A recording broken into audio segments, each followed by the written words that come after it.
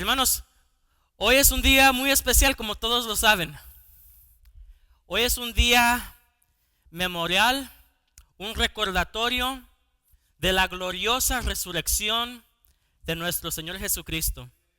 Es una fecha especial. Recordamos lo que Él hizo en la cruz y de su resurrección victoriosa, mis amados hermanos. Y no solamente nosotros aquí, sino nos regocijamos, hermanos, con todos los santos alrededor del mundo, unánimes, celebrando y conmemorando que gracias al sacrificio de Cristo Jesús, usted y yo somos reconciliados con Dios. Somos adoptados como hijos de Dios. Y tenemos una herencia. Y tenemos la certeza que estaremos con Él por toda la eternidad, gracias a lo que Él ha hecho con nosotros en la cruz.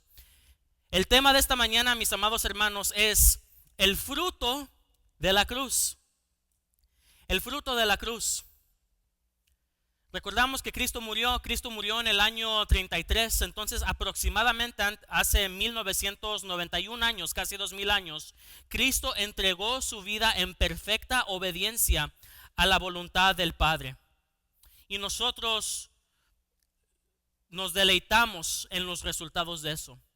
Sin embargo, hermanos, para entender a profundidad este sacrificio tan glorioso y esta redención que se hizo por nosotros, para profundizarnos en esta enseñanza, esta tarde, hermanos, quiero regresar al principio. Quiero regresar al Antiguo Testamento. Y quiero hacer una aclaración, hermanos. Es importante y es esencial saber que todo en la palabra de Dios, todo en la Biblia, apunta hacia Cristo. Toda la palabra de Dios tiene algo en común y es mirando hacia Jesús. Los santos de la antigüedad, en el Antiguo Testamento, hablaban de aquel que habría de venir. En el Nuevo Testamento están hablando de que ya está aquí y de su reino que ha sido inaugurado. Y después, cuando el Señor Jesucristo asciende hacia los cielos, están escribiendo acerca de su regreso nuevamente. Pero todo en la palabra de Dios es cristocéntrico. Se basa en la persona de Cristo. Así que esta mañana, hermanos, vamos a ver mucha tipología. Vamos a ver a los santos de la antigüedad, vamos a ver lo que sucedió en el Antiguo Testamento, tipificando aquel que habría de venir. Desde el Antiguo Testamento, hermanos, muchas cosas y muchos personajes apuntan hacia Cristo. Desde el cordero sin mancha, que debería de ser joven, que era sacrificado, eso era teniendo en mente que iba a venir un Salvador joven y sin mancha que iba a quitar el pecado del mundo. Cuando vemos en el Antiguo Testamento, cuando Dios llama a Abraham para que lleve a su hijo y lo sacrifique, estamos conmemorando que Dios sacrificó a su propio hijo por nosotros. Cuando vemos, por ejemplo, la historia de Sansón, y él va y está en Gaza, toma las puertas de la ciudad y las carga sobre sus hombros y va hacia el monte, recordamos que Cristo tomó el madero sobre su espalda y fue hacia el monte Calvario. Incluso el único libro de la Biblia donde no se menciona el nombre de Dios. Y muchos dirán, ¿por qué es que ese libro está en la palabra de Dios? ¿Por qué? Porque está apuntando hacia aquel que habría de venir. El libro de Esther no menciona a Dios en absoluto. Sin embargo, en el libro de Esther vemos la gracia redentora de Dios claramente detallada. Cuando el rey extiende su cetro hacia Esther, es Cristo extendiendo su misericordia a nosotros pecadores que no merecemos esa gracia redentora de nuestro Señor Jesucristo. Hay muchos tipos de Cristo en el Antiguo Testamento, pero me quiero ir, como les dije al principio, al libro de Génesis. Acompáñenme a Génesis capítulo 2. Génesis capítulo 2. Y vamos a leer el verso 9.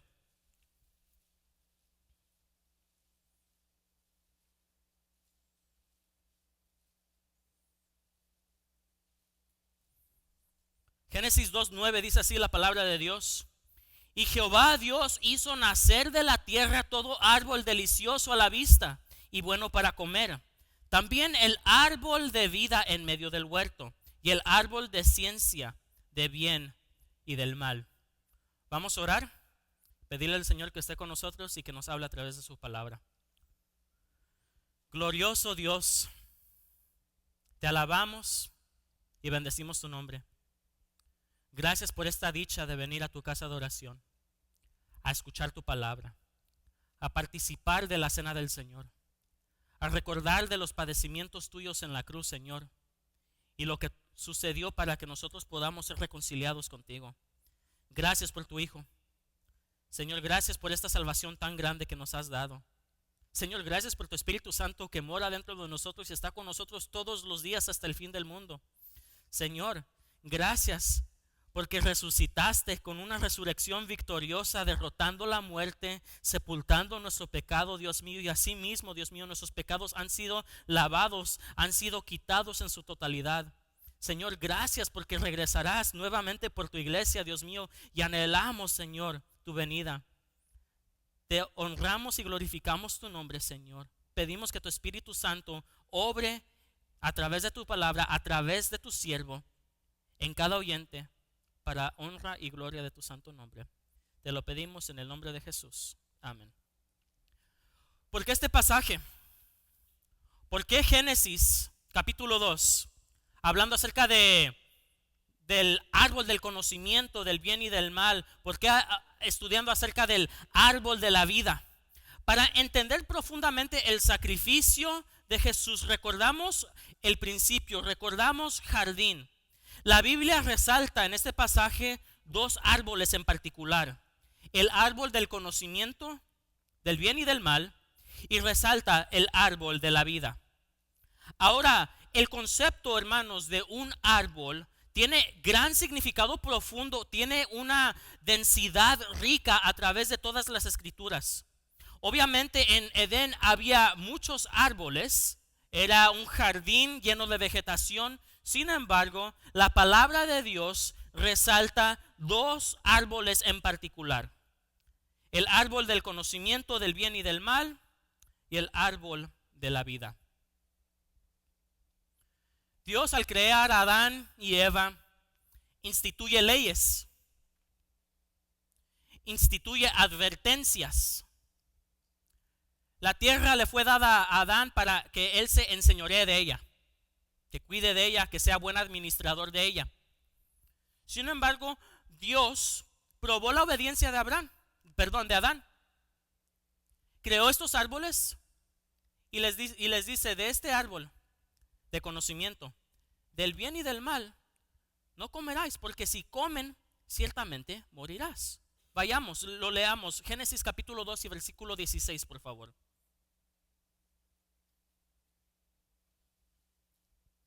Ya lo tienen ahí, dice en Génesis capítulo 2, versos 16 al 17.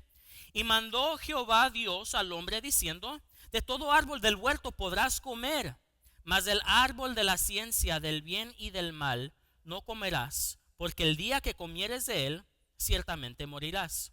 Tienen acceso a cada árbol, a cada planta que da vegetación, absolutamente tienen acceso a todo.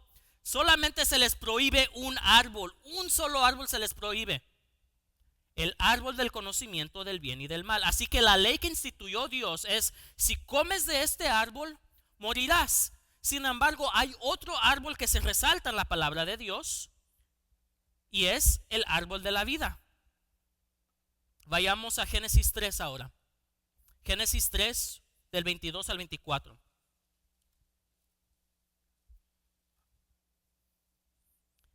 Génesis 3, del 22 al 24 dice: y dijo Jehová Dios: he aquí el hombre es como uno de nosotros, sabiendo el bien y el mal. Ahora pues, que no alargue su mano y tome también del árbol de la vida, y coma y viva para siempre. Y lo sacó Jehová del huerto del Edén para que labrase la tierra de la cual fue tomado. Echó pues fuera al hombre y puso al oriente del huerto de Edén querubines, una espada encendida que se revolvía por todos lados para guardar el camino del árbol de la vida. El otro árbol que se resalta es el árbol de la vida. Noten, Adán y Eva tenían la posibilidad de comer de este árbol de la vida. El árbol del conocimiento del bien y del mal, si comen, ¿cuál es la consecuencia? La muerte. Y el árbol de la vida, si comen de ese árbol, ¿cuál es la consecuencia? Vida eterna. Ellos tuvieron la decisión, tuvieron la opción de decidir y eligieron mal. Deliberadamente y en contra de la voluntad de Dios, escuchando la voz del enemigo, comieron del fruto prohibido, el cual Dios le dijo: no coman de aquí. Y ellos comieron. Ellos podían ir al árbol de la vida y tener la vida eterna garantizada para siempre. Sin embargo, comieron del fruto prohibido. ¿Y qué hace Dios en su misericordia? Los expulsa fuera del Edén. Y miren las medidas que toma el Señor.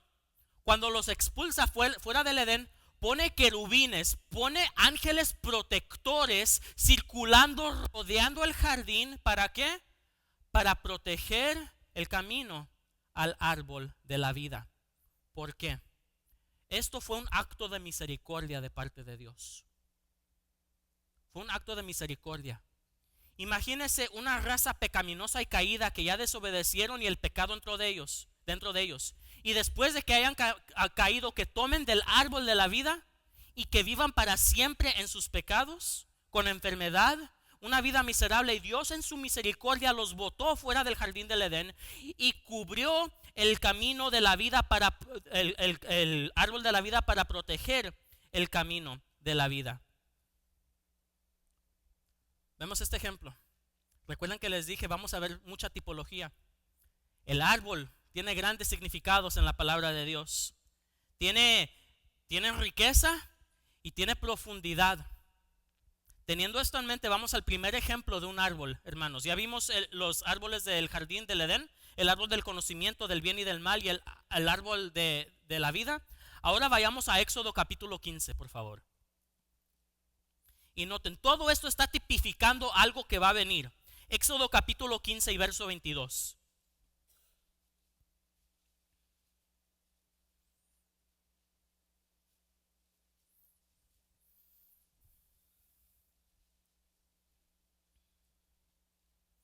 Éxodo 15, vamos a leer del 23 al 25. Éxodo 15 del 23 al 25 dice: y llegaron a Mará y no pudieron beber de las aguas de Mará porque eran amargas. Por eso le pusieron el nombre Mará. Entonces el pueblo murmuró contra Moisés y dijo: queremos de beber. Y Moisés clamó a Jehová, y Jehová mostró un árbol y lo echó en las aguas, y las aguas se endulzaron, y ahí les dio estatutos, ordenanzas, y allí los probó. ¿Qué sucede? ¿Por qué este pasaje está dentro de la Biblia? Dice que el pueblo de Israel llegaron a un lugar en el desierto y vieron que en el desierto había agua. Imagínense la emoción. Están en el desierto, un lugar caluroso, sedientos, y cuando ven agua, me imagino que la multitud va a beber y a probar y a satisfacer la sed que ellos tienen. Pero dice la palabra de Dios que cuando van allí para beber agua, esta agua está amarga. Es tan amarga que no se puede beber. ¿De qué sirve agua para satisfacer la sed si esa agua no se utiliza, no te puede hidratar, no funciona? Entonces Dios ordena a Moisés que tome un árbol y que lo tire. Esta palabra Mara significa amargo, aguas amargas. Moisés tira ese árbol a las aguas amargas. Y ahora, después, es el agua más rica que nadie jamás ha probado. Un agua dulce, un agua deliciosa que satisface la sed. ¿Qué significado tiene eso?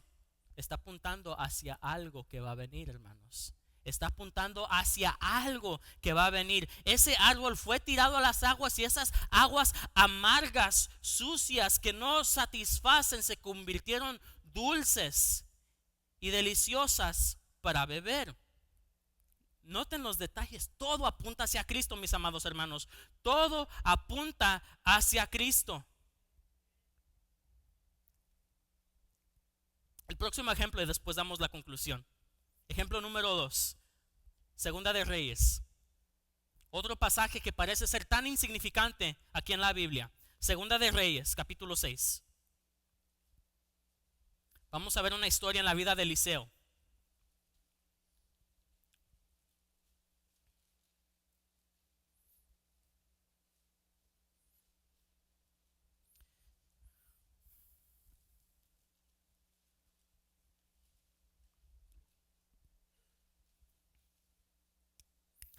Vamos a leer del verso 4 a 6 de Segunda de Reyes. Segunda de Reyes, capítulo 6, verso 4 al 6. Dice así: se fue pues con ellos, y cuando llegaron al Jordán, cortaron la madera. Y aconteció que mientras uno derribaba un árbol, se le cayó el hacha en el agua, y gritó diciendo: ah, Señor mío, era prestada. Y el varón de Dios preguntó: ¿dónde cayó? Y él le mostró el lugar. Entonces él cortó un palo y lo echó allí, hizo flotar el hierro. ¿Eso qué? Uno lee, ¿qué importancia tiene una historia de una gente que está cortando madera con una hacha que ni era de él, era una hacha prestada? Y mientras está cortando madera, la parte de hierro se le va, no estaba bien puesta y se cae dentro del agua. Y dice: ah, esa hacha no era mía, era una hacha prestada. El hierro pesa, hermanos. Ustedes saben que el hierro no va a flotar. Y está en la profundidad. Está preocupado. Entonces, ¿qué hace Eliseo? Corta un palo, corta un árbol y lo tira al agua. Y después de echar ese árbol al agua, ¿qué sucede? Ese pedazo de metal, ese hierro, va flotando, está sobre el agua y lo toman. ¿Ok? ¿Qué significa eso? Hermanos, igual que Mará, igual que en este pasaje de la Biblia, vamos a ver algo muy interesante. El árbol apuntando hacia algo del futuro, algo en la cruz. Hermanos, nosotros estamos en pecado. Esas aguas amargas de Mará han destruido nuestras vidas, le han quitado el significado a nuestras vidas. Estamos viviendo una vida en rebelión en contra de Dios. ¿Y qué sucede? El mensaje de la cruz, Cristo crucificado, entra el mensaje de salvación a nosotros. Y es tan dulce como la miel. Escuchamos de esta gloriosa salvación. La Biblia dice que la fe viene por el oír la palabra de Dios. Escuchamos de este glorioso evangelio, y nuestra vida, cuando está amargada, se convierte tan dulce. Y somos nuevas criaturas y nos regocijamos con lo que Dios ha hecho con nosotros. De la misma manera que este pasaje con Eliseo, ese pedazo de hierro que cayó en el agua.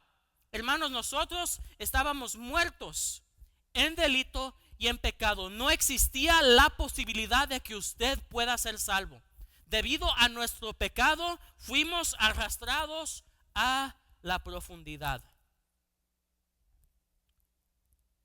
Un muerto no puede hacer nada. Una persona no hace nada para poder ser salva. Lo único que usted contribuye a su salvación fue el pecado que le hizo necesaria. No hay absolutamente nada que usted y yo podamos hacer para ser salvos. Pero entra el mensaje de la cruz, entra el evangelio, entra el mensaje de Cristo, y nuestra vida que estaba muerta viene flotando. No importa el peso del pecado, fuimos a la superficie y fuimos rescatados. Está apuntando hacia algo que habría de venir. Noten la importancia del árbol. Vamos a Números ahora. Números capítulo 21. Les dije, vamos a estudiar mucha tipología hoy, hermanos. Números 21.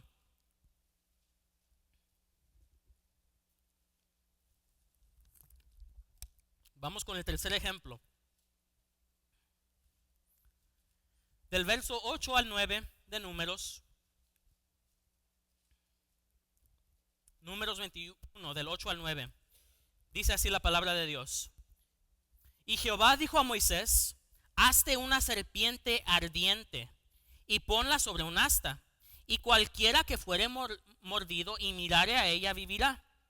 Y Moisés hizo una serpiente de bronce y la puso sobre un asta. Y cuando alguna serpiente mordía a alguno, miraba a la serpiente de bronce y vivía. Para tener un poco de contexto, el pueblo de Israel estaba en el desierto. Debido a su rebeldía, un pueblo de duro servicio, Dios envía unas serpientes, dice serpientes ardientes, unas serpientes venenosas, que si esta serpiente te mordía, la muerte era segura. Había mortandad en el pueblo de Israel. Esa plaga de serpientes estaba por donde quiera. Y Dios le manda a Moisés, dice: haz una serpiente de bronce y ponla sobre un asta, en otras palabras, sobre un palo, sobre un árbol. ¿Okay? Y cualquiera que mirare aquella serpiente iba a recibir la sanidad. Esta imagen de una serpiente sobre el asta, no sé si ustedes la reconozcan. Si ustedes van en la carretera y miran una ambulancia, detrás, encima de la cruz de la ambulancia, ¿qué hay? Una serpiente alrededor de un asta, significando la sanidad. ¿Okay? En la Biblia, la serpiente, ¿a qué se identifica la serpiente? ¿O con qué se relaciona este animal? ¿Ustedes recuerdan la serpiente del Edén? Aquella serpiente antigua que habla el libro de Apocalipsis. ¿Por qué Dios utiliza algo que es conocido como un símbolo de maldición para que ellos puedan recibir la sanidad?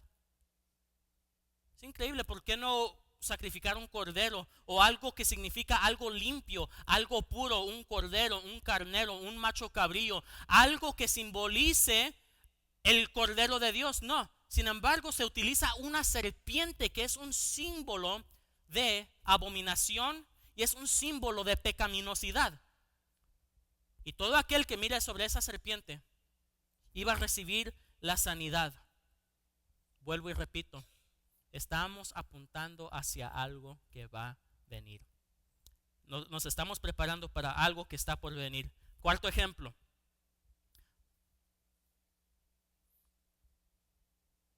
Deuteronomio 21.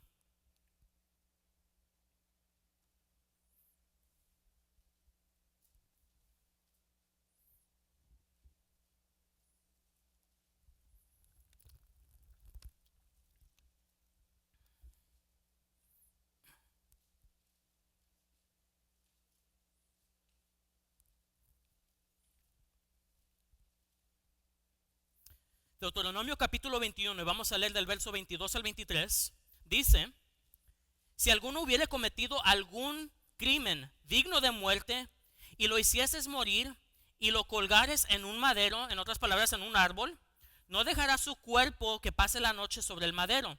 Sin falta lo enterrarás el mismo día, porque maldito por Dios el que es colgado, y no contaminarás tu tierra que Jehová tu Dios te ha dado por heredad. Ok. Estamos hablando acerca de la tipología de un árbol. Si alguien comete un crimen digno de muerte, en otras palabras, esta manera de condenar a los criminales era algo que se practicaba desde la antigüedad y después se utilizó la cruz romana. Pero ¿qué hacían? Lo colgaban en un árbol. Y dice: maldito todo aquel que muere colgado en un madero. Vuelvo y repito, apuntando hacia alguien que había de venir. Hermanos, ¿por qué se utiliza esta serpiente como símbolo de maldición? ¿Y por qué se dice maldito aquel que es colgado en un madero? Si sabemos que Cristo es glorioso, que Cristo es perfecto, que Cristo es sin mancha, que Cristo es el Hijo de Dios que vino por nosotros a redimirnos, ¿por qué hay una tipología aquí asumiendo que Cristo o es una maldición o que pudo haber sido maldito? ¿Qué significa esto, hermanos? No vayan allí, pero dice 2 Corintios 5:21, dice: al que no conoció pecado, por nosotros lo hizo pecado, para que nosotros fuéramos hecho justicia de Dios en él. Aquel que era santo, puro y perfecto, sin mancha alguna, aquel que no conoció pecado, por nosotros se hizo pecado.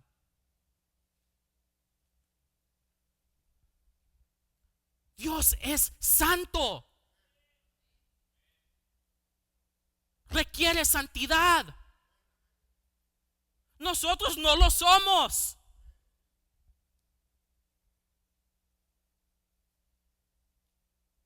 Si estamos delante de Dios por nuestras propias obras, no hay nada que nos pueda justificar delante de Él, hermanos. Estamos condenados sin esperanza alguna. No hay nada dentro de nosotros que podamos hacer. Éramos como esa pieza de hierro en la profundidad. No hay nada que podamos hacer. ¿Por qué? Por la multitud de nuestros pecados. La pecaminosidad de nosotros.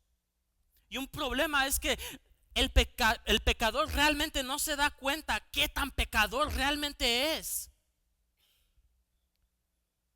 Miramos a fulano, miramos a alguien que es peor que nosotros y decimos, bueno, yo estoy mejor que él, entonces yo estoy bien delante de Dios.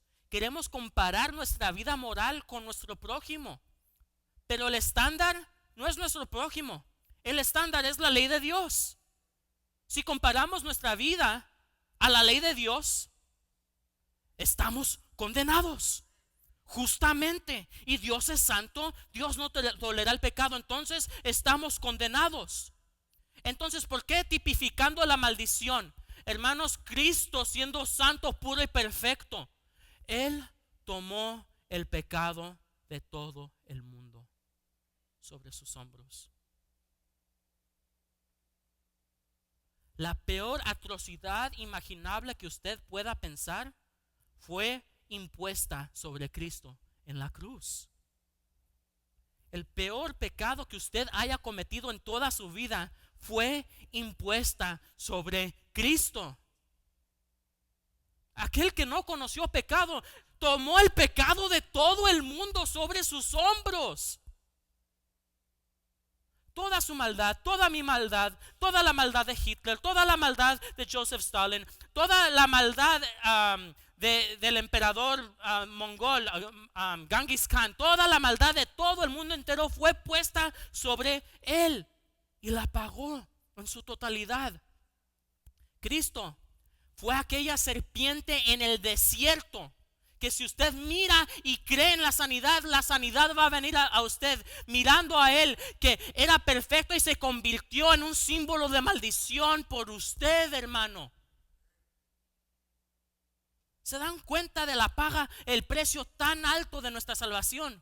No fue únicamente la muerte y el sacrificio, fue más allá, hermanos. Fue más allá de una muerte y una tortura. El príncipe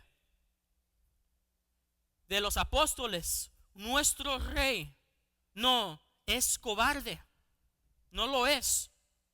Cuando Cristo está en Getsemaní diciendo, Señor, si es tu voluntad que esta copa pase, Él no tenía miedo a la muerte, hermanos, por favor. Él no le tenía miedo a los clavos, Él no tenía miedo a las bofetadas o a los azotes que le iban a dar.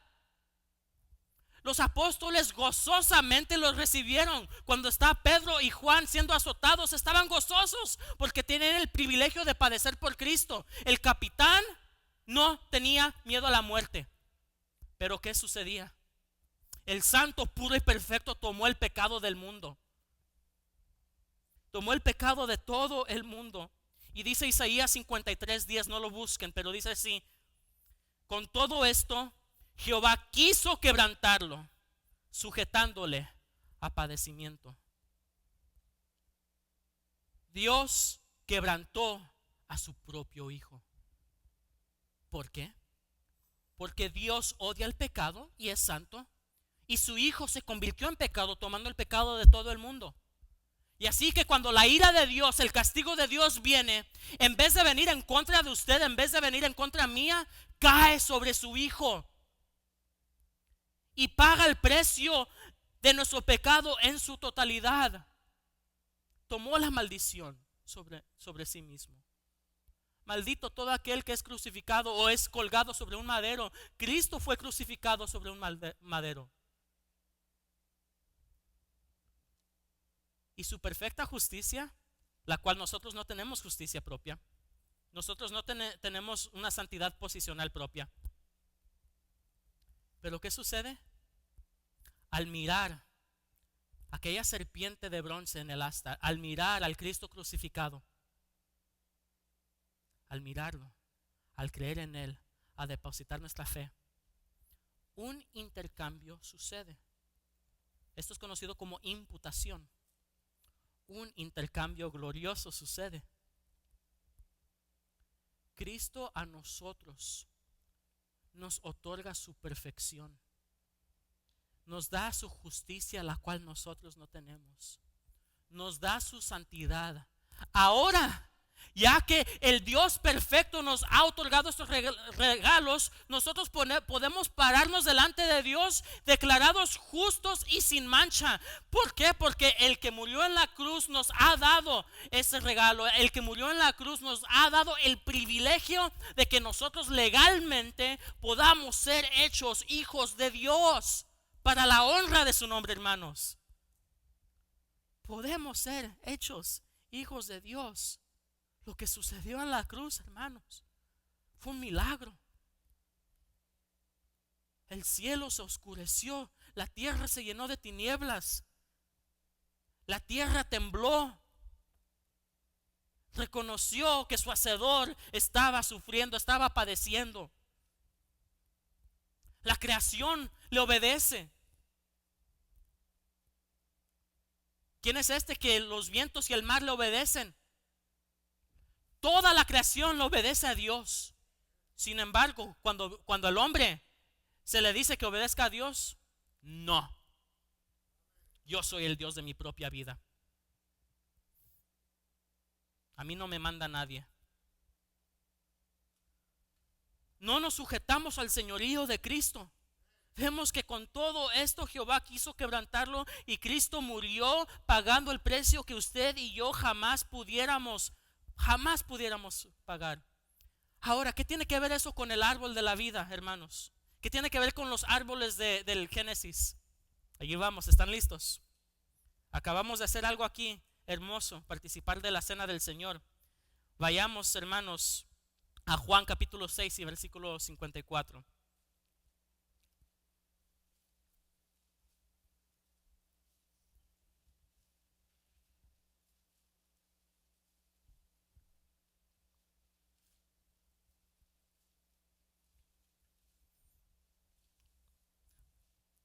Juan capítulo 6 y verso 54.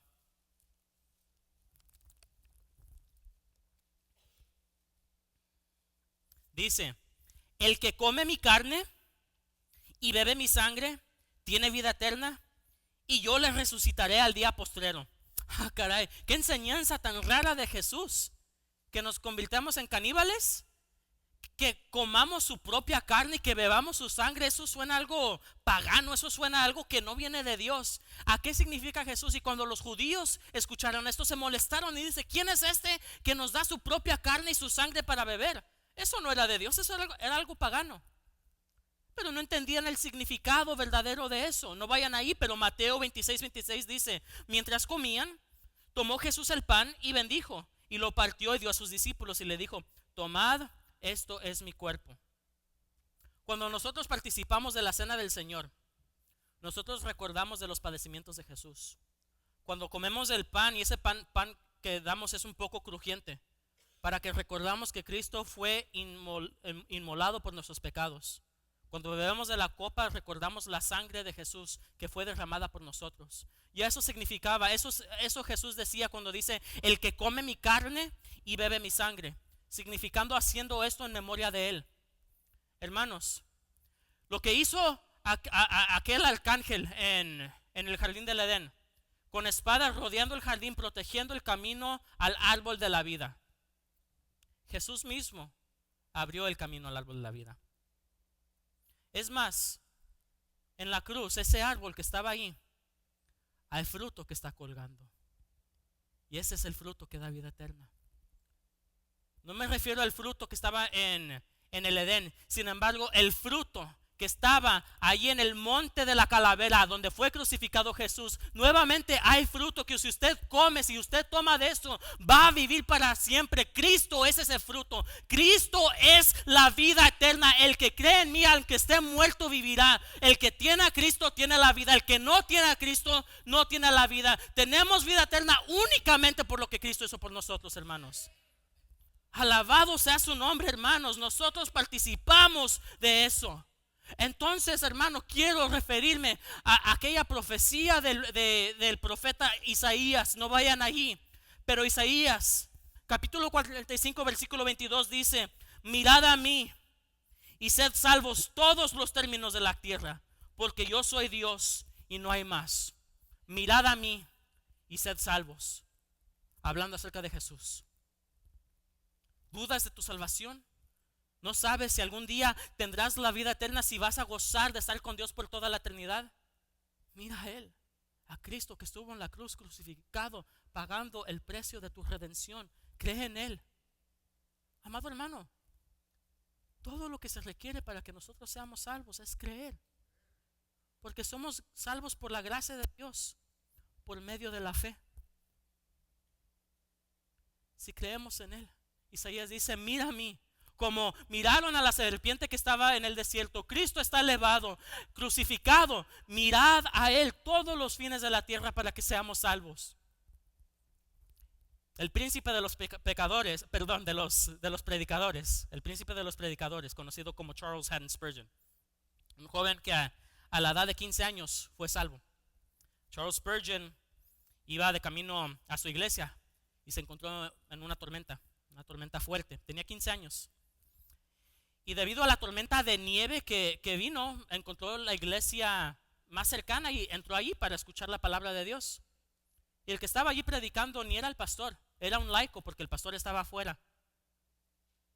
Y el laico predicó acerca de este pasaje. Mirad a mí y sed salvos todos los términos de la tierra. Charles Spurgeon venía de una familia de predicadores. Su papá, su mamá eran cristianos, eran creyentes, sus abuelos eran creyentes. Sin embargo, cuando escuchó este pasaje, mirad a mí y sed salvos todos los términos de la tierra, fue cuando Dios tomó su corazón, lo salvó, le ayudó a que fije sus ojos en lo que hizo Cristo por nosotros en la cruz. Y su vida fue cambiada drásticamente. 15 años. A solo 3 años después, cuando tenía 18 años, ya había miles y miles en la iglesia de este jovencito. 18 años predicando con el poder de la palabra de Dios, predicando, y años después la iglesia se llenaba y estaban todos afuera, querían entrar a escuchar cómo este joven con tanto poder predicaba la palabra de Dios. Mirad a mí y sed salvos. Hermano, yo le imploro, mire hacia la cruz, mire hacia lo que Cristo hizo por nosotros. Casi 2000 años ya pasaron que Él murió. Y esa salvación sigue vigente. Sigue vigente. Todo aquel que en Él cree no se pierda, mas tenga vida eterna. Si usted cree en el sacrificio de Cristo, hermano, si usted se arrepiente de sus pecados, reconoce que usted está en enemistad contra Dios, esa enfermedad maligna de la caída que usted heredó de sus padres, de Adán y Eva, cuando comieron del fruto prohibido, esa enfermedad maligna es quitada y usted tiene una naturaleza nueva. Usted es una nueva criatura y usted puede gozar y deleitarse en todos los beneficios que se le da a un heredero del rey, porque somos los hijos de Dios. Mira la cruz donde Cristo padeció. Su cuerpo fue dado a José de Arimatea, fue sepultado. Y aparentemente yo creo que Satanás pensó que tuvo la victoria. Cristo, el Hijo de Dios, ha muerto. La hicimos. Me imagino el gozo que tuvieron los demonios temporalmente. Ya matamos al Cristo. Hemos ganado la batalla. Pero llegó el domingo, hermanos. Llegó el domingo. Las mujeres fueron al sepulcro a hacer los rituales que se hacen. Y la piedra estaba removida. Y una voz salió y dice: ¿por qué buscas entre los muertos al que vivo está? Él no está aquí, ha resucitado. Como Cristo resucitó de los muertos y para vida nueva, hermanos, usted y yo tenemos vida nueva y un día también resucitaremos. Y nos aferramos a eso. Cristo resucitó y lo recordamos, hermanos. Si alguien aquí, amigo, que está aquí por primera vez o tal vez ya tiene tiempo llegando, pero usted no está seguro de su salvación, usted no sabe si va al cielo, hermano, hoy es el día de la salvación. mirad a mí y ser salvos todos los fines de la tierra. Mira a Cristo, mira la cruz para encontrar la salvación y el perdón de pecados, hermanos. Que el Señor y el Espíritu Santo hagan la obra. Señor bueno y Señor glorioso, a ti te damos toda la honra y toda la gloria. Gracias por los padecimientos de tu Hijo en la cruz. Te pido que nos ayudes a aferrarnos a estas verdades, a apreciar y atesorar lo que tú nos has dado, una salvación tan grande. Que nuestras vidas reflejen tu luz, Señor. Que nos ayudes a vivir unas vidas santas y dignas de ti. Sabemos que la muchedumbre de nuestros pecados es mucha, Señor, pero tú nos has perdonado. Has enterrado nuestros pecados en la profundidad del mar. Los has tirado tan lejos que el este está del occidente, Señor. Somos nuevas criaturas. Eres nuestro abogado. Tenemos vida nueva. Ayúdanos a recordar esto para que vivamos en victoria, Señor. Para que te busquemos constantemente y que, Señor, tú seas glorificado en nuestras vidas. Te lo pedimos en el nombre de Jesús. Amén. Amén. Muy bien, mis amados hermanos. Ahora siguiente vamos a alabar al Señor, cantar unos cantos mientras se paran para el bautismo. Y le voy a dar el tiempo al pastor Lorenzo.